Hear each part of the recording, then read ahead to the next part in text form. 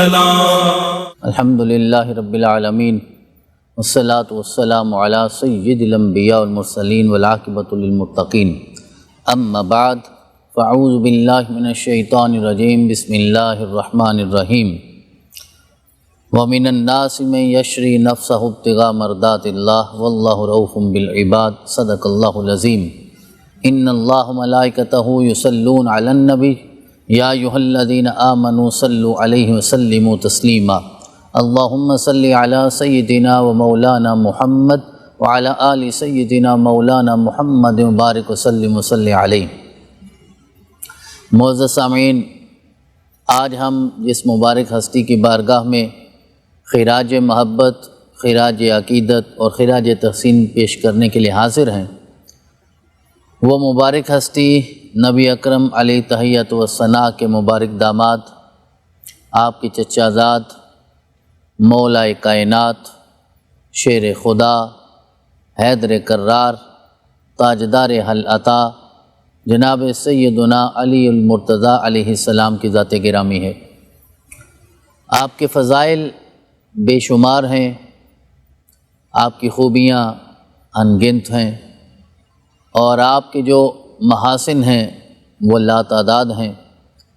تو آپ کی کسی حسن و خوبی کا تذکرہ کیا جائے، آپ کے کسی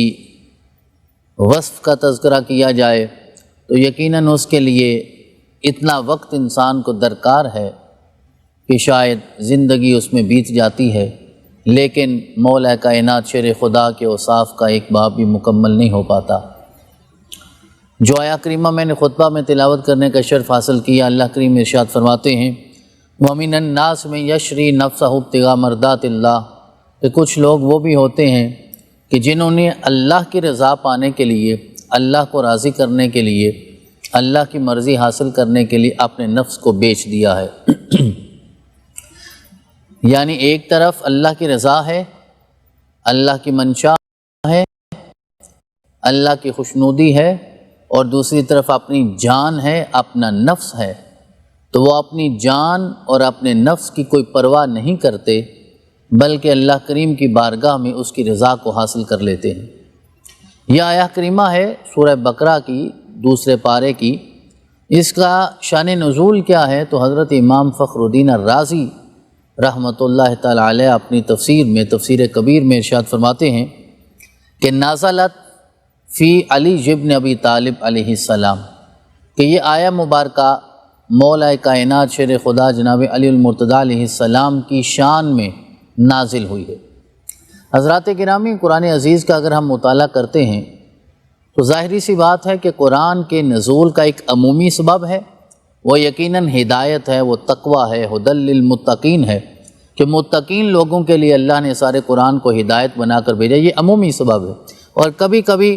کسی بھی آیت کے شان نزول میں ہمیں کوئی خصوصی سبب نظر آتا ہے جسے ہم اسباب نزول کی بحث میں جا کے مطالعہ کرتے ہیں۔ تو اب اس آیت کا ایک تو عام مفہوم ہو گیا کہ جو انسان بھی اپنے نفس کو اللہ کی رضا کے لیے بیچتا ہے، میرا رب اسے اپنی رضا یقیناً عطا فرماتا ہے، جنت کی نعمتیں عطا فرماتا ہے۔ لیکن خصوصی طور پہ حضرت امام ارشاد فرماتے ہیں کہ نازلت فی علی ابن ابی طالب علیہ السلام، یہ مولا کائنات شیر خدا جناب علی المرتضیٰ علیہ السلام کی شان میں نازل ہوئی ہے۔ اور یہ نازل کب ہوئی ہے؟ بات علی فراش رسول اللہ صلی اللہ علیہ وسلم لیلۃ خروجہ الی الغار، کہ جس رات کو نبی اکرم علیہ تحیۃ و ثناء ہجرت کے لیے نکلے تھے، شب ہجرت کو نبی اکرم نکلے تھے، غار ثور کی طرف آقا روانہ ہوئے تھے، اور آپ نے حجرے سے نکلتے ہوئے آقا نے ارشاد فرمایا کہ میں اللہ کے حکم سے علی کو آج اپنا بستر عطا فرماتا ہوں اور مکے والوں کی ساری امانتیں بھی عطا کرتا ہوں۔ حضرات گرامی، ذرا غور کرنے والی بات ہے کہ شیب ابی طالب اس سے پہلے گزر چکی ہے، اور 3 سال ہیں، اور 3 سال کی تقریباً 1000 راتیں بنتی ہیں، اور مولا کائنات شیر خدا ہر رات اپنے پیارے نبی کے بستر پہ سوتے ہیں، ان کی حفاظت کرتے ہیں۔ حالانکہ آپ کا سارا خاندان شیب ابی طالب میں موجود ہے، آپ کے مبارک چچا حضرت ابو طالب بھی، مولا علی کے والد گرامی بھی تشریف فرما ہیں، تو جناب علی ہر رات سویا کرتے تھے، اور وہ 1000 راتیں جو آپ کو وہ مشق اور تمرین اور ایکسرسائز کروائی گئی، اس کا مقصد صرف یہ تھا کہ جب شب ہجرت یہ وقت آئے گا تو مولا علی کے لیے کوئی بھی جھجک نہ ہو اور آپ کے لیے کوئی پریشانی والی چیز نہ ہو، اور آپ فوراً رسول اکرم علیہ تحیت و ثنا کے اس حکم کے سامنے سر تسلیم خم کر لیں۔ تو اب حضرت امام اس آیت کے شان نزول میں ارشاد فرماتے ہیں کہ بات علی فراش رسول اللہ صلی اللہ علیہ وسلم لیلۃ خروجہ الی الغار، کہ جب آقا کریم شب ہجرت کو نکلے اور غار کی طرف یعنی غار ثور کی طرف آقا کریم نے اپنے سفر کا سلسلہ شروع کیا، تو اب اس بستر پہ کسی کو تو لٹانا تھا، تو پھر اللہ کے حکم سے پیارے رسول نے، رحمت کونین نے، جناب محمد رسول اللہ صلی اللہ علیہ وسلم نے اپنے محبوب علی کا، آپ اللہ کے محبوب ہیں اور علی پھر رسول اللہ کے محبوب ہیں، تو علی کا انتخاب کیا، اور علی پھر بستر پہ دراز ہو جاتے ہیں، ایک تو امانتیں دینی تھی اور رات کو سونا تھا۔ وَيُرَىٰ أَنَّهُ لَمَّا نَامَ عَلَىٰ فِرَاشِهِ، اب یہ بات سننے والی ہے۔ اب راوی یہ کہتے ہیں کہ جب حضرت مولا کائنات شیر خدا اپنے رسول کے حکم پہ بستر پہ دراز ہو جاتے ہیں اور مبارک چادر وہ کملی اوڑھ کے سو جاتے ہیں، قام جبریل علیہ السلام عند رأسہ ومیکائیل عند رجلیہ وجبریل ینادی بخ بخ من مثلک یا ابن ابی طالب یباہ اللہ بک الملائکہ ونزلت الآیہ۔ تو جبریل علیہ السلام اللہ کے حکم سے آئے اور مولا کائنات شیر خدا کے سرہانے کی طرف جا کے کھڑے ہو گئے۔ میکائیل علیہ السلام کو میرے رب نے نازل فرمایا، وہ آپ کی پائنتی کی طرف جا کے کھڑے ہو گئے، اور جناب جبریل نے صدا دی، ندا دی، اور سارے زمانے نے سنا کہ بخ بخ من مثلک یا ابن ابی طالب یباہ اللہ بک الملائکہ، کہ مبارک ہو اے ابو طالب کے بیٹے علی، آپ کو مبارک ہو کہ اس وقت آپ کی مثل کوئی نہیں ہے، کہ میرا رب عرش والوں کی مجلس سے جا کر وہاں آپ کا تذکرہ فخر کے ساتھ کر رہا ہے، کیونکہ باہر تلواروں کا سایہ ہے اور یہ موت کا بستر ہے اور اس پہ سونا کوئی آسان کام نہیں تھا۔ تو اللہ کے حکم سے نبی اکرم علیہ تحیت و ثنا نے علی کو ارشاد فرمایا اور علی وہاں بستر پہ دراز ہو جاتے ہیں۔ تو اس کا مطلب یہ ہوا کہ مولا علی نے بالکل پرواہ نہیں کی، بالکل پرواہ نہیں کی اپنی جان کی، اپنے نفس کی۔ ویسے اپنے نفس کی پرواہ کرنی بھی کیا تھی، انفسنا و انفسکم کا فیضان بھی اللہ نے آپ کو عطا فرمایا تھا، تو اپنے نفس کی پرواہ نہیں کی، ساری رات سو جاتے ہیں۔ اب مولا علی کی اس جان ساری پہ میرے رب نے اس آیت مبارکہ کو نازل فرمایا کہ وَمِنَ النَّاسِ مَن يَشْرِي نَفْسَهُ ابْتِغَاءَ مَرْضَاتِ اللَّهِ، کہ آج کے بعد جو انسان بھی اپنے نفس کو بیچے گا اللہ کی رضا حاصل کرنے کے لیے تو پھر اسے پریشان ہونے کی ضرورت نہیں ہے، میرا رب اس انسان کی جان اور مال کے بدلے اسے جنت کی اعلیٰ نعمتیں عطا فرمائے گا۔ تو قرآن کریم کی یہ آیت مبارکہ تو بطور خاص مولا کائنات شیر خدا جناب علی المرتضیٰ علیہ السلام کی عظمت کو، آپ کی فضیلت کو بیان کرنے کے لیے اللہ کریم نے نازل فرمائی۔ ایک اور آیت مبارکہ انما ولیکم اللہ ورسولہ والذین آمنوا الذین یقیمون الصلاۃ ویؤتون الزکاۃ وہم راکعون، یا مبارکہ سورہ مائدہ کی، کہ میرے رب نے ارشاد فرمایا کہ تمہارا ولی اللہ ہے، یعنی تمہارا مددگار اللہ ہے، اللہ کا رسول ہے، اور وہ مومن ہیں جو نماز پڑھتے ہیں اور حالت رکوع میں زکوٰۃ بھی ادا کرتے۔ اب اس آیت مبارکہ کا مصداق کیا ہے، میں پھر عرض کروں گا، اور میں پہلے عرض کر چکا ہوں کہ ہر آیت کا ایک عام شان نزول ہے اور وہ ہدایت ہے، جس طرح پہلی آیت بھی میں نے عرض کر دی اور یہ آیت مبارکہ بھی ہے، لیکن کوئی خاص بھی شان نزول ہے نا، خاص سبب نزول ہے۔ تو حضرت امام فخر الدین الرازی رحمۃ اللہ علیہ تفسیر کبیر میں اس آیت مبارکہ کا بھی شان نزول بیان کرتے ہیں۔ وہ کہتے ہیں کہ یہ حضرت سیدنا ابو ذر رضی اللہ عنہ اس حدیث مبارکہ کو روایت کرتے ہیں۔ اب ابو ذر یہ کہتے ہیں کہ صلیت مع رسول اللہ صلی اللہ علیہ وسلم یوما صلاۃ ظہر، کہ میں نے ایک دن رسول اکرم علیہ تحیت و ثنا کے ساتھ ظہر کی نماز ادا کی، ظہر کی نماز رسول اکرم کی معیت میں ادا کی۔ فسأل سائل فی المسجد فلم یعطہ احد، تو اسی دوران جب نماز ہو رہی تھی، سارے صحابہ کرام اور آقا کائنات بھی وہاں تشریف فرما ہے، تو ایک سائل آ گیا اور اس نے آ کے سوال کیا، اپنے مقصد کو بیان کیا، اپنی طلب کو سب کے سامنے رکھا۔ فلم یعطہ احد، تو کسی نے بھی کچھ عطا نہیں کیا۔ کوئی نماز میں ہے اور کوئی قرآن کی تلاوت کر رہا ہے، تو عبادت ہے، خشوع کا عالم ہے، تو کوئی بھی اس کی طرف متوجہ نہ ہو پایا۔ فرفع السائل یدہ الی السماء، تو اب اسی دوران اس سائل نے اپنا ہاتھ آسمان کی طرف اٹھا دیا، اس نے اپنے ہاتھ بلند کر دیے اور اللہ کریم کی بارگاہ میں عرض کیا، اللہم اشہد انی سألت فی مسجد الرسول صلی اللہ علیہ وسلم فما اعطانی احد شیئا۔ اب وہ سائل عرض کرتا ہے مولا تو گواہ ہو جا، میں نے تیرے رسول کی مسجد میں جا کے، مسجد نبوی میں جا کے سوال کیا، لوگوں کے سامنے اپنے دامن طلب کو دراز کیا اور اپنے خالی ہاتھ کو سامنے رکھا، فما اعطانی احد شیئا، لیکن کسی نے بھی میری جھولی کو نہیں بھرا، میری ضرورت کو پورا نہیں کیا، کسی نے کچھ عطا نہیں کیا۔ وعلی علیہ السلام کان راکعا، اب وہ کیفیت یہ تھی وہ دعا کر رہا ہے اور مولا کائنات نماز پڑھتے پڑھتے رکوع کی کیفیت میں آ گئے۔ وکان علی علیہ السلام راکعا، تو مولا کائنات شیر خدا رکوع کی حالت میں ہے۔ فاومع الیہ بخنصرہ الجمنی وکان فیہا خاتم، اب مولا کائنات نے اپنے دائیں ہاتھ کی چھوٹی انگلی کے ساتھ اس کی طرف اشارہ کیا اور اس دائیں ہاتھ کی چھوٹی انگلی میں آپ نے انگوٹھی پہنی ہوئی تھی، آپ رکوع کی حالت میں، اور آپ نے اسے اشارہ کر دیا۔ فَأَقْبَلَ السَّائِلُ حَتَّى أَخَذَ الْخَاتَمَ، اب وہ سائل آگے بڑھا اور مولا کائنات شیر خدا کے اس مبارک انگشت سے، آپ کی مبارک انگلی سے اس انگوٹھی کو اتار لیا۔ بِمَرْءٍ نبی صلی اللہ علیہ وسلم، اب یہ سارا واقعہ رسول اکرم سامنے دیکھ رہے ہیں۔ ابو ذر کہتے ہیں میں نماز کے لیے گیا، آقا کے ساتھ حاضر ہوا، آقا نے نماز پڑھائی، ہم نے آقا کے پیچھے نماز پڑھی، پھر سائل آیا، پھر سائل نے سوال کیا، مانگا، کسی نے کچھ عطا نہیں کیا، پھر سائل نے ہاتھ اٹھایا، اللہ کی بارگاہ میں شکوہ کرنے لگا، تو مولا علی اس وقت رکوع کی کیفیت میں تھے، تو علی نے پھر اپنے دائیں ہاتھ کی چھوٹی انگلی کے ساتھ اس کی طرف اشارہ کر دیا جس میں انگوٹھی تھی، وہ آگے بڑھا اور اس نے انگوٹھی اتار دی۔ اب یہ سارا معاملہ رسول اکرم علیہ تحیۃ والثناء اپنی مبارک نگاہوں سے دیکھ رہے ہیں۔ فقال، حضرت ابو ذر اسے روایت کرتے ہیں اور امام فخر الدین الرازی نے اس آیت مبارکہ کے شان نزول میں اسے لکھا ہے کہ نبی اکرم علیہ تحیۃ والثناء نے پھر اپنے رب کی بارگاہ میں ایک دعا کی اور ہاتھ اٹھائے اور عرض کیا اللہم ان اخی موسیٰ سألک، کہ ایک موقع ایسا تھا کہ جب تو نے جناب موسیٰ کو، میرے بھائی موسیٰ کلیم اللہ کو، رسول اکرم اپنے بھائی ہونے کی نسبت جناب موسیٰ کی طرف کر رہے ہیں کہ میرے مولا تو نے موسیٰ کو، میرے بھائی کو حکم دیا تھا فرعون کے دربار میں جانے کے لیے، تو موسیٰ نے تیری بارگاہ میں ایک عرض کی تھی، اور وہ عرض کیا تھی کہ جناب موسیٰ نے کہا رب اشرح لی صدری ویسر لی امری واحلل عقدۃ من لسانی یفقہوا قولی۔ اب یہ دعا مانگی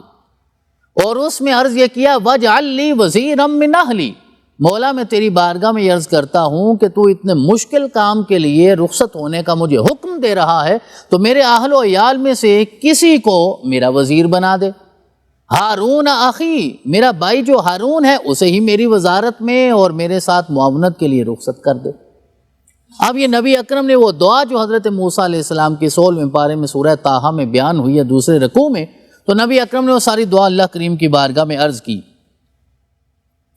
پھر آقا کریم نے یہ بھی عرض کیا فَأَنزَلْتَ قُرْآنًا نَاطِقًا سَنَشُدُّ عَضُدَكَ بِأَخِيكَ وَنَجْعَلُ لَكُمَا سُلْطَانًا، اور پھر جناب آقا کریم نے اللہ کریم کی بارگاہ میں عرض کیا کہ جب موسیٰ نے یہ دعا مانگی اور ہارون کو بطور وزیر اپنے لیے مانگ لیا، تو نے پھر قرآن ناطق کو نازل کیا، تو نے قرآن کو بولتے ہوئے قرآن کو نازل کیا اور سورہ قصص کی اس آیت کو نازل کیا کہ میں نے اے موسیٰ تمہیں ہارون بطور وزیر عطا کر دیا، تمہارا بھائی اب تمہارے ساتھ سلطان مبین بن کے جائے گا، اللہ کی واضح دلیل بن کے جائے گا، اور وہ وہاں جا کے خطابت کرے گا، کلام کرے گا اور تمہاری معاونت کرے گا۔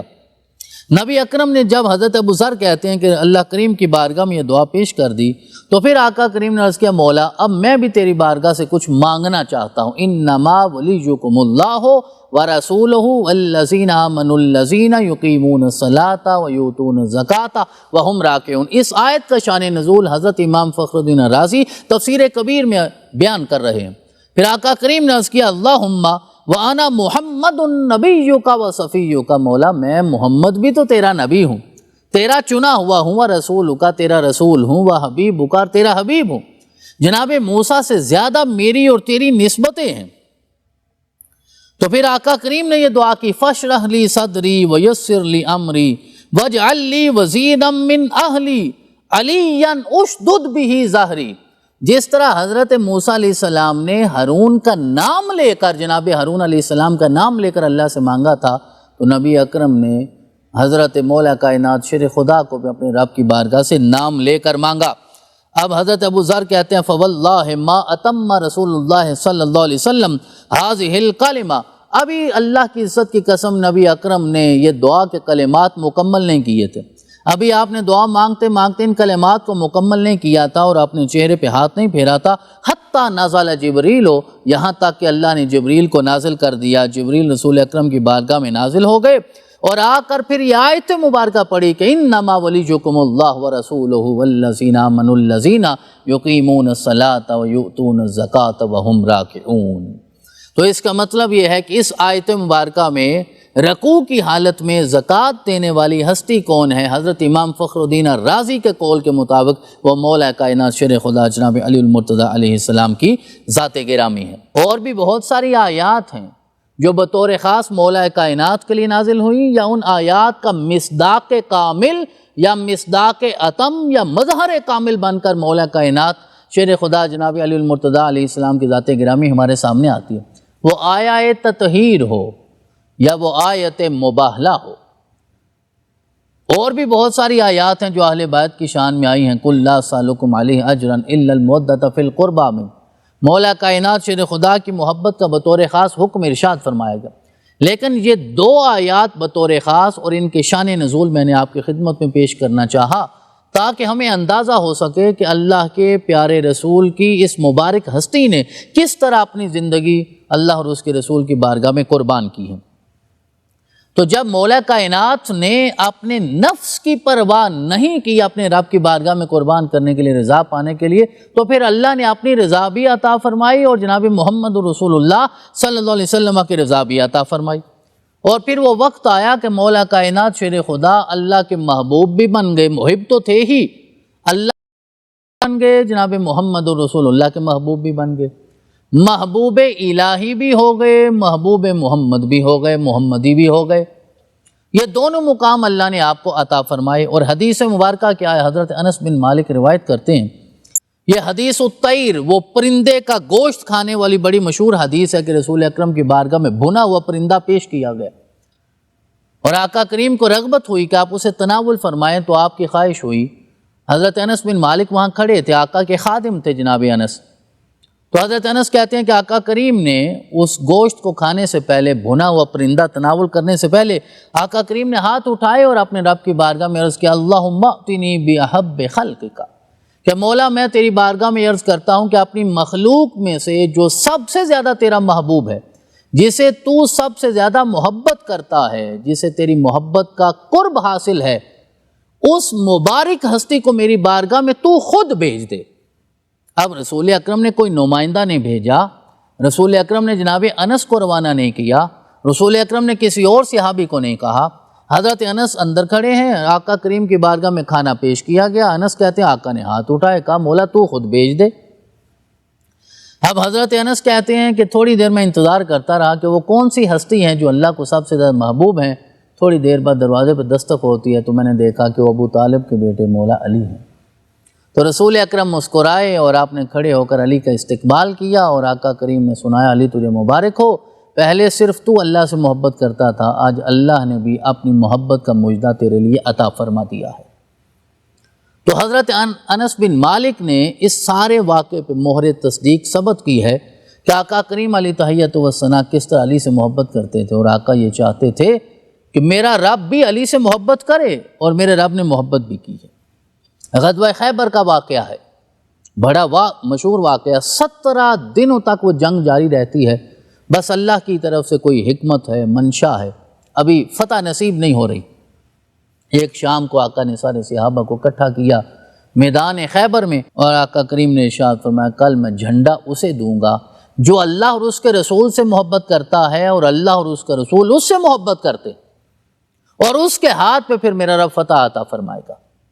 اب ہر صحابی کی یہ خواہش ہے کہ میرا رب کل جھنڈا اپنے رسول کے ذریعے مجھے عطا فرمائے۔ ہر صحابی، جید صحابہ کرام وہاں تشریف فرما ہے، اور ساری رات کروٹیں بدلتے ہوئے گزر جاتی ہے کہ کل یہ نصیب کس کا جاگے گا اور یہ محبت کا ہما کس کے سر پہ بیٹھے گا۔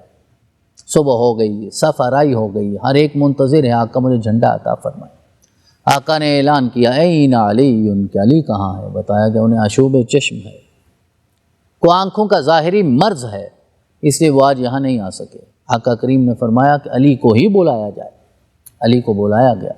رسول اکرم کی بارگاہ میں پیش کیا گیا۔ سب سے پہلے تو آقا کریم نے لعاب دہن کو بطور معجزہ علی کی آنکھوں پہ لگایا، میرے رب نے فوراً علی کی آنکھوں کو شفا عطا فرمائی۔ پھر میرے آقا نے علی کو جھنڈا عطا فرمایا کہ علی یہ جھنڈا تیرے ہاتھ میں ہوگا، کیونکہ تو وہ ہستی ہے جو اللہ اور اس کے رسول سے سب سے زیادہ محبت کرتی ہے، اور اللہ اور اس کا رسول اس سے سب سے زیادہ محبت کرتا ہے۔ کتنے ایسے مواقع ہیں جن میں نبی اکرم علیہ تحیۃ والثناء نے علی کو اپنی بھی اور اپنے رب کی محبت کا مجدہ سنایا ہے، اور مولا علی نے بھی یہ کر کے دکھایا ہے۔ وہ قرآن کی تلاوت کی بات ہو، وہ نماز میں جب مولا علی حاضر ہوتے تھے، آپ کی زہد، آپ کی عبادت، آپ کی خشوع و خضوع، آپ کے ورع و تقویٰ کا یہ عالم ہوتا تھا کہ جیسے آپ تکبیر تحریمہ کہتے تھے تو حقیقی معنوں میں وہ تکبیر تحریمہ ہوتی تھی۔ معزز سامعین حضرات، ہم بھی تکبیر تحریمہ کہتے ہیں۔ تکبیر تحریمہ کا مفہوم اور معنی تو یہ ہے کہ تکبیر کہنے کے بعد دنیا و ما فیہا آپ پہ حرام ہو جائے، اور آپ یوں سمجھیے اللہ کی بارگاہ میں حاضر ہو گئے، مناجات کا سلسلہ شروع ہو گیا۔ شاید ہم ایسا سجدہ زندگی بھر نہ کر سکے، علی کا ہر سجدہ ایسا ہوتا تھا۔ وہ مشہور واقعہ کسی میدان جنگ میں آپ کی مبارک ایڑی میں تیر لگتا ہے، دوستوں نے نکالنا چاہا، اذیت اور تکلیف کا احساس ہوا، آپ نے فرمایا ابھی چھوڑ دو۔ نماز میں گئے، تکبیر تحریمہ کہی، چہرے کا رنگ بدل گیا، زعفرانی کیفیت ہو گئی، جسم موم کی طرح نرم ہو گیا۔ دوستوں نے ہاتھ لگایا، تیر ایسے نکلا جیسے مکھن میں سے بال نکلتا ہے۔ کوئی احساس نہیں تھا اللہ کے محبوب علی کو۔ اور جب نماز مکمل ہو گئی تو استفسار کیا تو بتایا کہ یہ واقعہ تو ہو چکا ہے۔ علی کہنے لگے اللہ کی عزت کی قسم، میں اس کے دیدار میں ایسے ماب ہوتا ہوں کہ مجھے دنیا کا کوئی احساس نہیں ہوتا۔ تو جب ایسی محبت اللہ کا بندہ کرے گا تو میرا رب تو بڑا ہی قدردان ہے۔ وَقَانَ اللَّهُ شَاكِرًا عَلِيمًا۔ معزز سامعین، قرآن کریم میں جب کسی ایک لفظ کی یا ایک وصف کی یا ایک صفت کی نسبت اللہ کی طرف ہو جائے تو اس کا معنی بدل جاتا ہے۔ جب میں بحیثیت بندہ شاکر بنوں گا تو اس کا مطلب میں شکر گزار ہوں۔ اللہ شکر گزار نہیں ہوتا۔ جب اسے شاکر کہا جائے گا تو اس کا مطلب ہے وہ شکر کرنے والوں کی قدردانی کرتا ہے۔ میرا رب تو بہت قدردان ہے۔ تو جس نے اپنی جان، مال، نفس تک ہر چیز اللہ اور اس کے رسول کے لیے قربان کی ہوگی تو میرا رب پھر اسے محبت کیوں نہیں عطا فرمائے گا۔ تو دو احادیث میں نے آپ کی خدمت میں پیش کی ہیں جن سے ہمیں یہ اندازہ ہو جاتا ہے کہ مولا کائنات شیر خدا کی ذات گرامی سے میرا رب بھی کتنی والہانہ محبت کرتا ہے اور میرا رسول بھی کتنی محبت کرتا ہے۔ مولا کائنات شیر خدا کے اگر علوم کی بات کی جائے تو آقا کریم کا وہ مشہور ارشاد ہے۔ آقا نے فرمایا آنا دار الحکمت وعلی بابھا، اور ایک روایت میں آتا ہے آنا مدینۃ العلم وعلی بابھا، کہ میں حکمت کا گھر ہوں یا علم کا شہر ہوں اور علی اس کا دروازہ ہے۔ تو آقا حکمت کا گھر بن جائیں یا علم کا شہر بن جائے، علی بہرحال دروازہ ہے۔ آقا نے دروازہ کیوں ارشاد فرمایا؟ اس کی وجہ یہ ہے کہ دروازہ ہی اصل گزرگاہ ہے۔ جس نے آنا ہے اس نے دروازے سے گزرنا ہے، جس نے جانا ہے اس نے دروازے سے گزرنا ہے۔ تو اس کا مطلب ہے اللہ کے پیارے رسول کے علم کا فیضان حاصل کرنے کے لیے جس نے بھی آنا ہے، آتے ہوئے بھی علی کے قدموں میں آنا ہوگا، جاتے ہوئے بھی علی کی بارگاہ سے گزر کر جانا ہوگا۔ اور جو مولا علی کی ذات سے ہی اجتناب کرے، جب وہ دروازے سے گزر ہی نہیں سکتا تو آقا کریم کے علم کا فیضان اسے کیسے نصیب ہو سکتا؟ حضرت ابن عباس ارشاد فرماتے ہیں کہ نبی اکرم نے ارشاد فرمایا کہ اللہ کریم نے علم کو 9 حصے میں تقسیم فرمایا۔ علم کے 9 حصے ہیں۔ اب علم کے 9 حصے کے 9 حصے اللہ کریم نے مولا علی کو عطا فرمائے۔ اب وہ قرآن کا علم ہو، تفسیر قرآن کا علم ہو، وہ حدیث کا علم ہو، اصول حدیث کا علم ہو، فقہ کا علم ہو، اصول فقہ کا علم ہو، کوئی بھی علم ہے، اللہ کریم نے جو بھی علم بنایا ہے اپنے رسول کے صدقے علی کو عطا فرمایا۔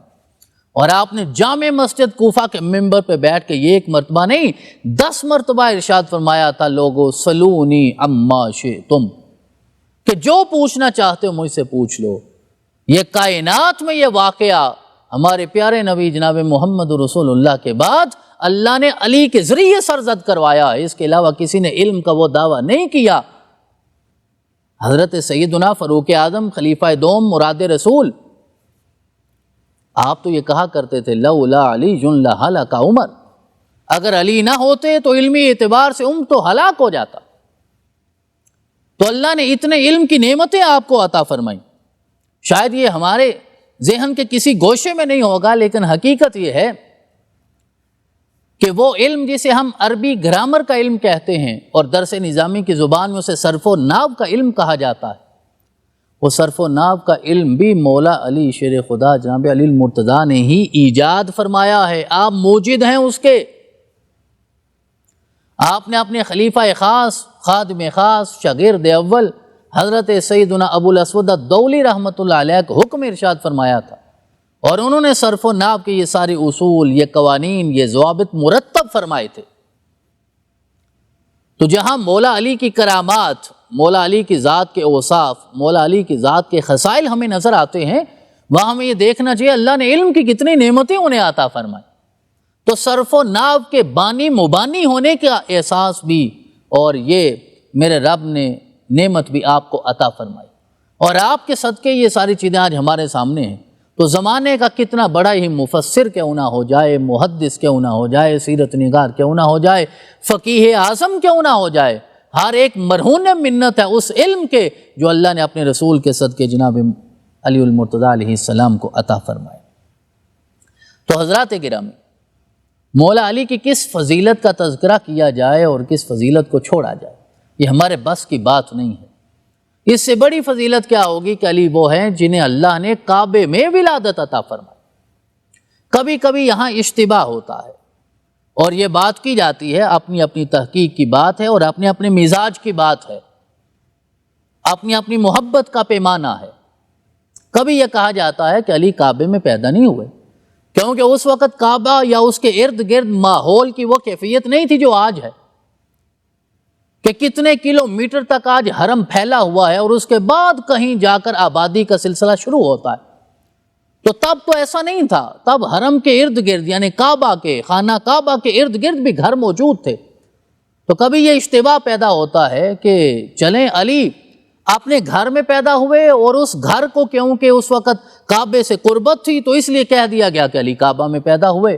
لیکن حضرت امام حاکم رحمۃ اللہ علیہ ارشاد فرماتے ہیں کہ علی فی جوف الکعبہ، بطن کعبہ میں، جوف کعبہ میں، درمیان کعبہ میں، اصل کعبہ میں پیدا ہوئے۔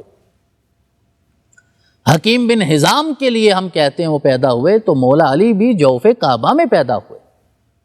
تو اب جس کی پیدائش کا سلسلہ جو ہے وہ کعبہ میں ہوتا ہے، اور کعبہ میں پیدا ہونے کے باوجود مولا علی نے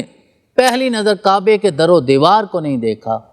بلکہ آپ کی والدہ حضرت سیدہ فاطمہ بنت اسد سلام اللہ علیہ آپ کو اٹھاتی ہیں، رسول اکرم کی بارگاہ میں جا کے پیش کرتی ہیں۔ تو جیسے ہی لمس ید مصطفیٰ علی محسوس کرتے ہیں تو آنکھیں کھول دیتے ہیں۔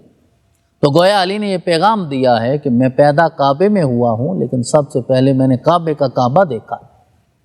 رسول اکرم کا دیدار کیا ہے۔ اب یہ فضیلت ہم کہاں سے لائیں؟ یہ علی کی فضیلت بھی ہے، یہ علی کا نصیب بھی ہے، یہ علی کا مقدر بھی ہے، یہ علی کی شان بھی ہے، یہ علی کا مرتبہ بھی ہے۔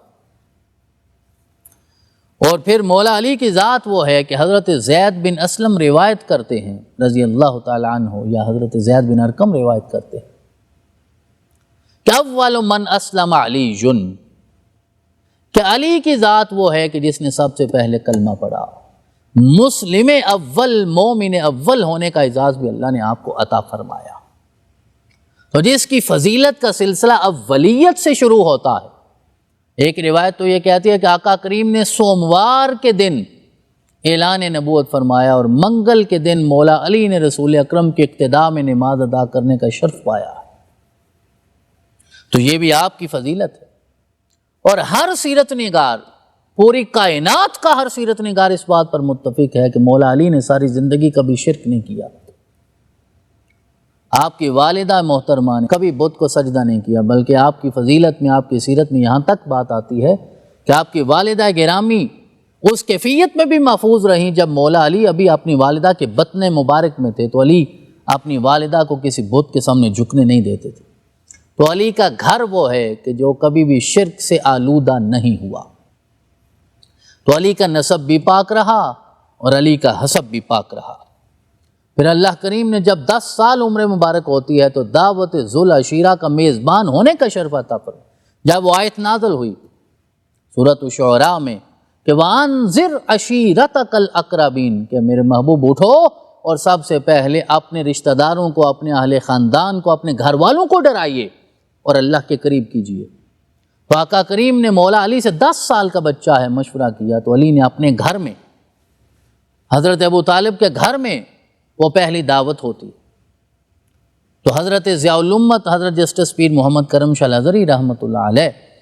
آپ سیرت ضیاء النبی میں اس بات کو رقم کرتے ہیں کہ 1 بار نہیں، 2 بار نہیں، 3 بار وہ دعوت ہوتی ہے، اور پھر میرے آقا نے اپنے خطبہ ارشاد فرمایا۔ تو دعوت ذو العشیرہ، یعنی ذو العشیرہ کا مطلب ہے کہ خاندان والے، قبیلے والے، گھر والے، قریبی لوگ، ان کی دعوت، اسے ہم یہ کہہ سکتے ہیں کہ یہ اسلام کی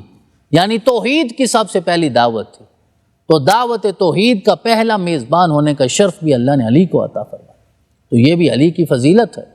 علی کا نصیب بھی ہے، علی کا مقدر بھی ہے، علی کا مرتبہ بھی ہے۔ اور پھر ہجرت کی رات، جہاں سے میں نے اپنی بات کو شروع کیا تھا، آقا کریم نے جب ارشاد فرمایا کہ علی تم میرے بستر پہ آ جاؤ، سو جاؤ، تو شب ہجرت مصطفیٰ کریم کے بستر پہ سونے کی سعادت بھی اللہ نے علی کو عطا فرمائی۔ تلواروں کے سائے سے آقا نکلے ہیں، اللہ نے رسول اللہ کو بھی محفوظ فرمایا اور مولا علی کو بھی محفوظ فرمایا۔ اور پھر ہجرت کرنے کے بعد مولا علی بھی مدینہ پاک پہنچتے ہیں۔ تو بدر کا جب آغاز ہوا، پہلے چند انصاری صحابہ گئے، تو مکے والوں نے تانا دیتے ہوئے کہا کہ ہمارے قبیلے کے لوگ آئیں۔ پھر آقا کریم نے اپنے چچا جناب حمزہ کو، سید الشہداء کو، اور مولا کائنات شیر خدا کو، اور جناب عبیدہ بن الحارث کو جو اپنے تایا زاد تھے، انہیں اٹھایا۔ تو بدر کا آغاز یوں سمجھیے کہ مولا کائنات شیر خدا کے ہاتھوں سے ہوا۔ اور آپ کی شجاعت کی داستان یہ ہے کہ سیرت نگار کہتے ہیں کہ 70 کفار مارے گئے تھے، اور غالباً ان میں سے 37 لوگوں کو تنہا مولا علی نے واصل جہنم کیا تھا۔ شجاعت کا یہ عالم ہے، لا فتح الا علی، لا سیف الا ذوالفقار۔ کیسے لگتا تھا بدر میں کہ علی کے سوا شاید کوئی جوان ہی نہیں ہے، اور علی کی تلوار کے سوا زمانے میں تلوار ہی کوئی نہیں ہے، سر تن سے جدا کر دیتے جو اللہ اور اس کے رسول کا دشمن سامنے ہوتا۔ احد میں بھی آپ نے جو جان ساری کا مظاہرہ کیا، خیبر کی بات ہم پہلے کر چکے ہیں۔ اللہ نے اپنی محبت بھی اور جناب رسول اللہ نے اپنی محبت کا تحفہ عطا فرمایا۔ پھر مولا علی کی شیر خدا کی جناب علی المرتضیٰ علیہ السلام کی اس سے بڑی فضیلت کیا ہوگی کہ اللہ کریم نے جناب زہرا کو آپ کا زوج بنایا ہے، زوج فاطمہ ہیں، شوہر نامدار ہیں جناب زہرا پاک۔ اور پھر جس محبت کے ساتھ دونوں ہستیوں نے زندگی گزاری، دونوں کے مقامات بلند ہیں، وہ مولا کائنات ہیں، وہ سیدۃ نساء العالمین ہیں، وہ سارے جہانوں کی خواتین کی سردار ہیں، اور انہیں میرے رب نے ساری کائنات کا مالک بنایا ہے۔ لیکن آپ کی جو ازدواجی زندگی ہے وہ پڑھنے کے لائق ہے، اور آج ہمیں سمجھنا ہو، آج اگر ہم اپنے گھروں میں افراتفری کو ختم کرنا چاہتے ہیں اور میاں بیوی کے رشتے کو تقدس مآب کرنا چاہتے ہیں، تو کائنات کے عظیم ترین دلہے اور کائنات کی عظیم ترین دلہن کے اس ازدواجی رشتے کو ہمیں پڑھنا ہوگا۔ ہمارے پاس، مسلمانوں کے پاس نظریاتی طور پہ تو سب کچھ موجود ہوتا ہے، لیکن عملی طور پہ ہم قدم نہیں اٹھا پاتے جس سے کامیابی نصیب ہوتی۔ تو یہ علی کا مرتبہ ہے، یہ علی کی فضیلت ہے، یہ علی کا مقدر ہے، یہ علی کا نصیب ہے، علی کی شان ہے کہ میرے رب نے علی کو فاطمہ عطا فرمائی، حسن اور حسین عطا فرمائے۔ آقا کریم نے ایک موقع پہ ارشاد فرمایا یہ دونوں سرداران نوجوانان جنت ہیں، یعنی جو جنت کے نوجوان ہیں ان کے سردار ہیں حسن اور حسین۔ اور آخری جملے میں آقا نے ارشاد فرمایا اور ان کے بابا کو، علی کو، میرے رب نے اس سے بھی بڑھ کر فضیلت عطا فرمائی۔ اور علی کی یہ فضیلت کہ آقا نے ہجرت کے موقع پہ جب مواخات قائم کی اور علی ایک کونے میں بیٹھے ہیں، آقا کریم پاس گئے، سینے کے ساتھ لگایا اور کہا یا علی انت اخی فی الدنیا والآخرہ، تو دنیا میں بھی میرا بھائی ہے، تو آخرت میں بھی میرا بھائی ہے۔ آقا نے دعا کی تھی کہ مولا تو علی عطا فرما دے جیسے تو نے جناب موسیٰ کو ہارون عطا فرمائے۔ اسی طرح آقا نے مواخات قائم کی ہے دنیا اور آخرت میں اپنے درمیان اور علی کے درمیان۔ اور پھر وہ وقت آیا کہ آقا کریم نے حجۃ الوداع کے موقع پہ غدیر خم کے مقام پہ مولا علی کا ہاتھ بلند کر کے لاکھوں کے مجمع میں کہا من کنت مولاہ فہذا علی مولاہ، کہ جس کا میں مولا ہوں اس کا علی مولا ہے۔ تو ولادت کعبہ سے آغاز ہوتا ہے اس ہستی کا، اور ولایت کے اعلان سے ہوتے ہوتے اللہ کے گھر میں شہادت کا سلسلہ پہنچتا ہے۔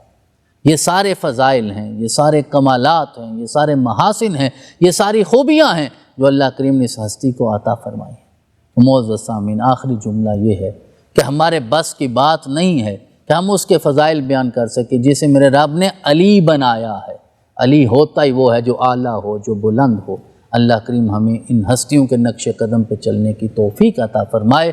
وما علیہ الا البلاغ۔ حسین کے وقار کو